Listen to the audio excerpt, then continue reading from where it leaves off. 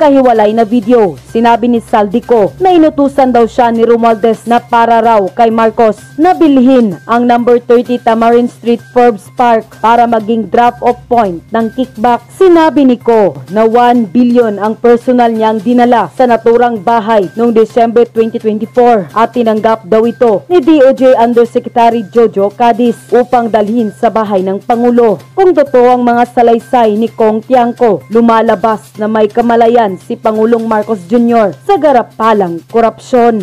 Unquote. Opo, pag-usapan natin itong mamang to, pinagtanggol kasi nadawit siya ni Saldico na pinahinto daw yung investigasyon. So ito naman, tingnan natin kung paano niya gigibain yung mga paratang ni Saldico kay First Lady. Tingnan kayo na ang humusga kung sapat na ba yung pagtatanggol nitong mamang ito kay First Lady. Tungkol sa allegation na pinahinto ko ang Quinta.com hearing dahil may pinakita daw ako isang confidential report na nakasad ang pangalan ni First Lady Lisa Araneta Marcos mismo sa hawak at mismo ang may hawak ng rice importers at involved sa rice smuggling, ito ho ay walang katotohanan. Ayan. So sabi daw ni Saldico, pinahinto niya yung investigasyon patungkol sa bigas dahil hawak ito lahat ni First Lady at nilabas nitong mamang ito yung pangalan ni First Lady. Ito raw ay walang katotohanan. Ano ang ebidensya mo? Fabricated lie ho to. Napakasinungaling talaga niya. Okay, sinungaling siya. Paano mo masasabi na sinungaling siya? Paano mo patutunayan sa taong bayan na siya ay nagsisinungaling? Paano mo papatunayan na fabricated yung sinabi ni Saldico? Anong ebidensya mo? The First Lady has never meddled in any DA matters. Okay, so hindi raw nakialam sa kahit anong gawain sa DA, sa Department of Agriculture ang First Lady. Paano mo mapapatunayan totoo yan? Hindi kailanman nakialam ang ating First Lady. Ito ho yung confidential report na sinubmit namin sa Kongreso. Yan. So yan. Yan ang confidential na isinabmit nila sa Kongreso. So confidential yan. In short, hindi namin pwedeng busisiin. Ako'y nagtatanong lang. Iyaan ba ay ibinigay mo sa press? Iyaan ba ay pwedeng tingnan kung totoo yung ebidensyang isinasabit mo na para patunayan na hindi mo nabanggit ang First Lady dun sa investigasyon na yon? Kasi madaling magganyan Naalala nyo si Claire? Na ganun-ganun ang papel? Nung tiningnan yung papel, wala namang nakasulat. Di ba? May video ng ganun si Claire. Ay, balay namin, mababasa ko ba yan? Ang gago. Ay, may confidential lang malaki tas mababasa ba yan? Malay namin kung anong nasa likod niyan. Pero ito yun. Kung talagang nabanggit nito, yung First Lady, may record yan. Saldico, baka meron kang ebidensya. Total, itong mamang ito, ayaw maglabas ng ebidensya, ikaw na maglabas ng ebidensya. Nabanggit niya talaga na yung First Lady ay sangkot, tapos biglang pinahinto. May record naman dyan sa Congress di ba? May minutes naman dyan. Unless tinago nila. Unless binura nila. Posibleng naka-live pa yan di ba? We don't know. So, kaya sabi ko, maglabas. Total, sila Bongbong Marcos, walang gagawin yan. Lahat ng tuta ni Bongbong Marcos, hindi maglalabas ng ebidensya, ililipat lang, i-deny lang, sinungaling ka, etc., etc. Kasalanan to ni Duterte, kasalanan to ni Pulong, kasalanan to ni Baste, kulang na lang pati si Kitty siraan. Reality lang. Diba? So, antayin natin. Okay? Kasi, alam mo, kung nakikinig ka rito, Saldico, sana makarating to kay Saldico. Etong ginagawa nila, na talagang in denial, hindi raw sabuat dito si First Lady. Maybe you should focus on the First Lady. Baka meron kang mga hawak na ebidensya. Gaya ng sabi ng abogado mo. Narinig ko yun sa interview. Meron kayong messages. Nagte-text kayo ni First Lady, di umano. Labas mo. I don't know, kasi baka mamaya anti-war-tapping law yun. Hindi ko alam. Pero may ebidensya. Okay? And sabi ng abogado mo may ebidensya. Labas mo. We will see who's credible. Diba? I mean, kahit nandoon siya hindi nakapasumpa versus the president here na merong intel funds and confidential funds, hawak niya ang gobyerno, hawak niya lahat ng ahensya, hawak niya ang executive, cannot even present evidence. Ngayon, nasa isang malayong lugar, pero nakakapagpresenta ng evidence. That is purely ang papaniwalaan ng taong bayan. Mas paniniwalaan si Saldico kesa kay Bongbong. It's as simple as in denial lang. Halimbawa, yung drugs. Ang dami na nagsasabi, addict siya. Even yung kapatid niya, almusal niya, marijuana. Anong sagot niya? Deny lang. Deny lang. Hindi raw yun ang kapatid niya. Yung nagsalita sa harap ng INC, ilang daang libo yun. Hindi yun nagsalita. Hindi raw niya kapatid yun. Sino yun? Ang gago, no? Ganun lang. So, sino papaniwalaan? Yung may ebidensya. So baka ikaw, you focus on Lisa. Siguro. Labas ka na ebidensya. Wala akong pangalan ni First Lady dito. Napakasinungaling. Paano na malalaman walang pangalan? Di ba? Yun lang sasabihin niya, napakasinungaling.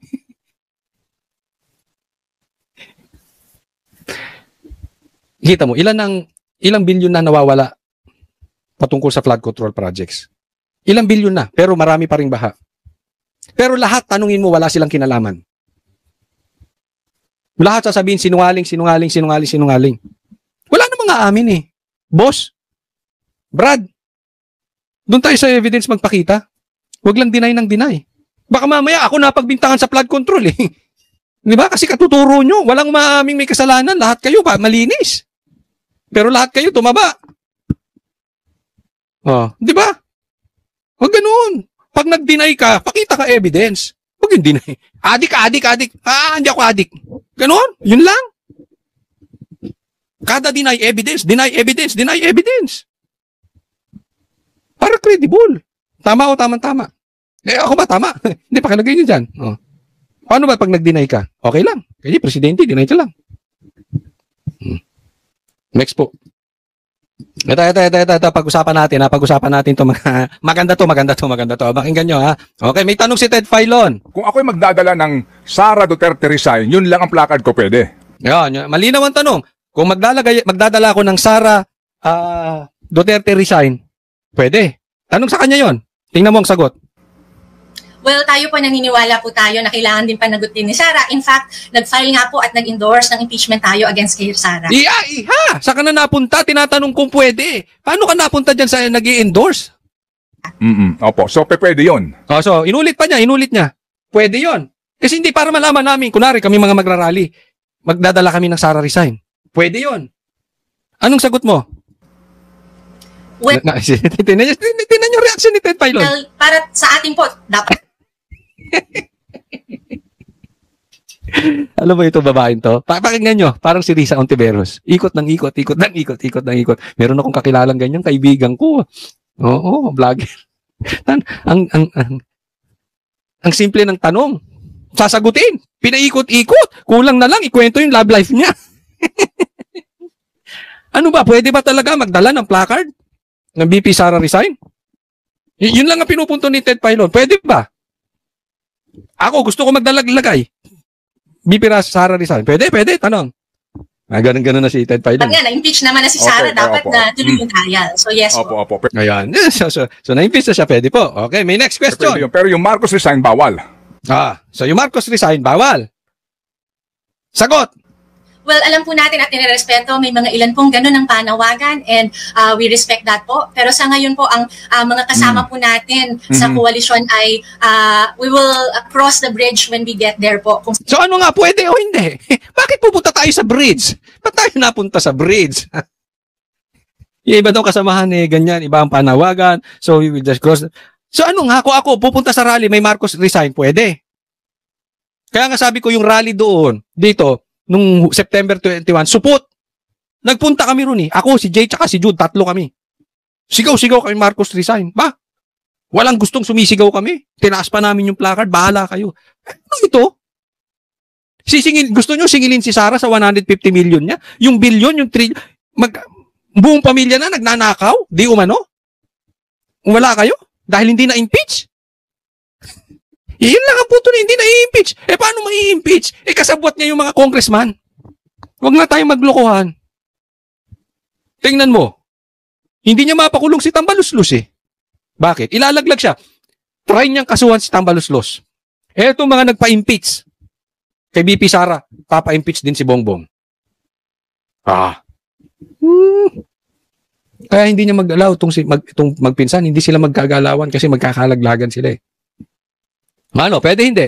Sakali man na the evidence points to that and makita natin in the same manner na nag-file tayo ng impeachment kay Sara Duterte, if the evidence points to another possible complaint na diretso rin sa impeachment para kay Marcos, ay hindi po tayo mag-aatubili. Basta yun ang ebidensya and yun din po yung mga opening that this crisis provides. Yes. So, yung explanation niya, kitang-kita mo na defensive. Diba? Alam niya kasi mali eh. Bakit po pwede ang Sara resign? Bakit hindi pwede ang Marcos resign? Kaya niya inikot ng inikot. So, simple lang yung tanong ni ano eh. Diba? Wala namang connection sa impeachment. So, you are talking about the impeachment na merong lead. So, ibig mo sabihin niyang rally na yan is not about accountability. It's about impeachment. Kasi yun lang ang pinagkaiba eh. May impeachment na si Sara, si Bongbong wala. Pero ang pinapanagot sa flood control projects, pinikit ninyo mata ninyo. Yung tenga ninyo, tinakpan ninyo. Bilyon-bilyon. Hindi, ating, hindi ka ba nahiya sa sarili mo? Ang daming namatay sa Cebu, nalulunod. And you are here talking about the confidential funds of BP Sara. Anong konsensya ka? May Diyos, ako lang tatanong lang sa iyo, Iha. May Diyos ka ba? May Diyos ba kayo? Okay, nagtatanong lang. Naniniwala pa ba kayo sa Diyos? Tanong lang naman, wala namang masama siguro. Kung yan ang gusto nyo, bahala kayo. Pero yung rally nyo is about the impeachment? Ano to? Kaya sabi ko, hindi na ako atin ng rally pag ganito lang. Kung ang rally nyo pang support, ayoko pupunta. Rally tapos ihihinto. Okay. Pang-supot. Huwag na mag-rally. Ang daming bawal.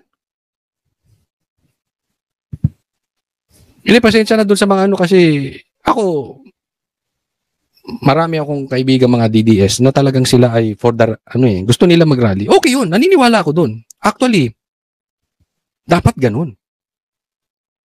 Pero naiinis ako nung pinagbabawalan na magba-Marcos resign. Ano to? Kasi pagkaganyan, ito masasabi ko sa inyo, hindi maaalis sa taong bayan na ito ay rally ni Bongbong Marcos. Di ba? Kasi nagpakita ng puwersa naalala nyo? Nagpakita ng puwersa. Ang INC at saka yung dyan sa People Power Monument, ang daming pumunta. So, kailangan din magpakita ng puwersa si Bongbong Marcos. Kaya nga, bawal ang Marcos resign eh. It is very possible ito ay pondo, ang gagamiting pondo rito ay mga komunista, Dilawan, Pinklawan, at saka yung si Bongbong mismo. Kasi sino makikinabang sa rallying to? Hindi si Bongbong. So ano yan? For optics again, we are back to square one. Ano issue na naman ni Bongbong? Optics. Malinis siya. Papakita niya yung pwersa. Ito, malakas kami. Diba? Posible dun, papakita rin ng Pinklawan. Ito, malakas kami. Papataas ng presyo. Dito lang kami sa likod mo, Bongbong. Kainin namin yung tae mo, basta kainin mo yung tae namin. Magkainan tayo. A real talk, di ba?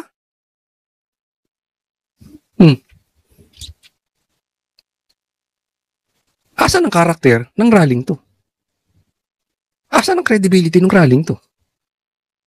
So, ibig sabihin, iwasan natin yung pinakamalaking problema ng flood control. Focus tayo dun sa impeachment. Iha.